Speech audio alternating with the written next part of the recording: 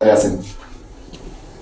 আমি 1100 থেকে 16 সাল পর্যন্ত প্রথমবার নির্বাচিত, দ্বিতীয়বার আমি নির্বাচিত হতে পারি নাই।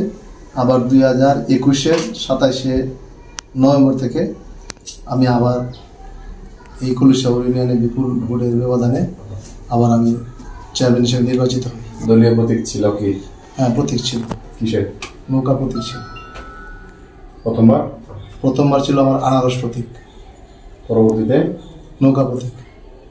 দুইবারই নৌকা প্রতীক পেয়েছিলেন? না, একবার আনারস আর একবার নৌকা। আচ্ছা, ভালো। এই চেয়ারম্যান থাকাকালীন সময়ে মানুষকে বিভিন্ন সময় দলীয় প্রভাব, যেহেতু আওয়ামী লীগের একজন নেতা ছিলেন, দলীয় প্রভাব খাটিয়েছেন, বিভিন্ন মানুষজনকে হয়রানি করছেন, এই ধরনের অভিযোগ আসছে। কি বলবেন আপনি?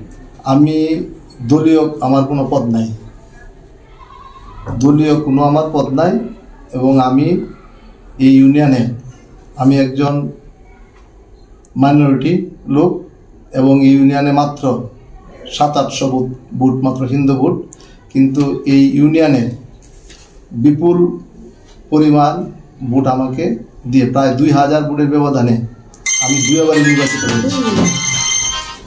এই যে দলীয় পদ না থাকা সত্ত্বেও কি আপনি মনোনীত হয়েছিলেন? জি, আমি দলীয় পদ না থাকা সত্ত্বেও। এটা কিভাবে সম্ভব?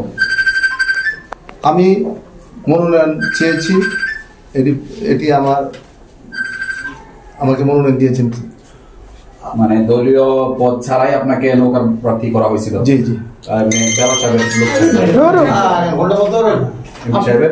জি, আপনি যে একজন সাংস্কৃতিক মনা ব্যক্তিত্ব, শিল্প সংস্কৃতির সাথে আপনি যে দলীয় বাইরে যান, মোবাইল নিয়ে বাইরে যান। যে একটু বলেন তো, যে আসলে কিভাবে মনোনয়ন টানছিলেন আপনি? কি সিভির মধ্যে কি দিছিলেন যে কারণে আপনাকে, আপনি মুক্তিযোদ্ধা সন্তান বা কোনো কিছু? আমি মুক্তিযোদ্ধা সন্তান না। আচ্ছা, আমি একজন সনাতন ধর্মাবলম্বী লোক। আমার সম্ভবত এই কারণে আমাকে মনোনয়ন দেওয়া হয়েছে।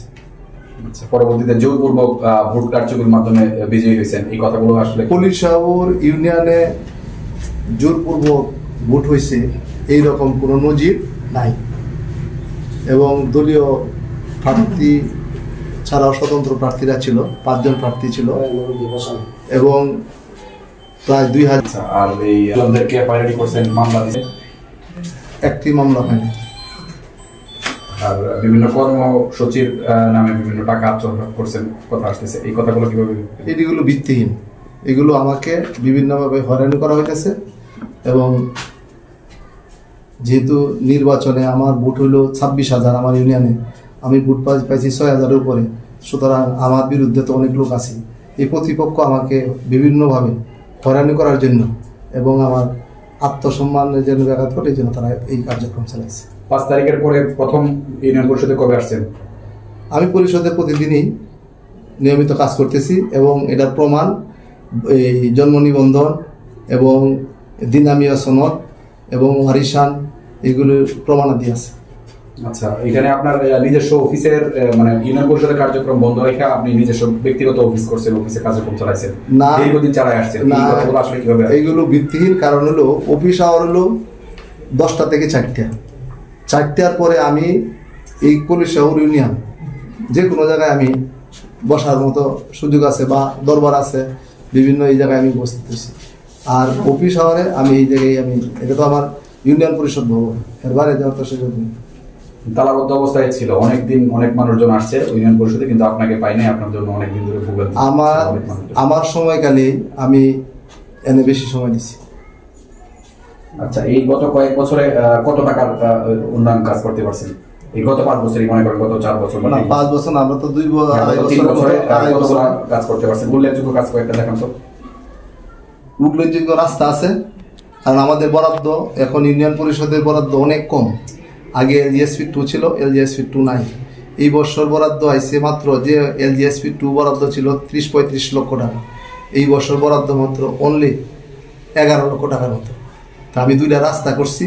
একটা রাস্তা হইল কতিউরা স্কুল থেকে আমাদের কলুশাবর ইউনিয়নের সাবেক চেয়ারম্যান মুজাম্মেল চেয়ারম্যানের বাড়ি রাস্তা পাকাকরণ হয়েছে, এবং পাবই পশ্চিমপাড়া রাস্তা পাকাকরণ হয়েছে, এবং হাপানিয়া, কলুশাবর চকপাড়া, মাসকান্দা, ইচুলিয়া, এগুলো রাস্তা আমরা করছি, এই ইউড্রেন করা হয়েছে।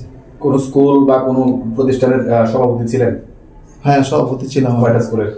কয়টা না, একটা ছিলাম। কোন স্কুলের? পাবো উচ্চ বিদ্যালয়। ওখানে নিয়োগ বাণিজ্য হয়েছে? না। দীর্ঘদিন? না, নিয়োগ বাণিজ্য হয় নাই। শিওর? শিওর। আচ্ছা, আমি একটা প্রশ্ন করি দাদা। ঘটনা হলো যে এখানে বিএনপির কি কিছু লোক সকল অভিযোগ করছে যে আপনি ওই বিএনপির লোক সকলকে ম্যানেজ করে আসে এখন পরিষদে করছেন, এই বিষয়টা আসলে কতটুকু সত্য? এগুলো ভিত্তিহীন। কারণ হলো আমি ম্যানেজ করিয়া পরিষদে চেয়ারম্যান করাটা কোনোভাবে সম্ভব না। যেহেতু আমি একজন সনাতন ধর্মাবলম্বী লোক, আমার উপরে বিভিন্ন হুমকি টুমকি তারা দিতেছে, ভয়ভীতি প্রদর্শন করতেছে, কিন্তু এগুলো উপেক্ষা করে আমি জনগণের সেবা দেওয়ার জন্য আমি সর্বক্ষণে কাজ করে যাচ্ছি।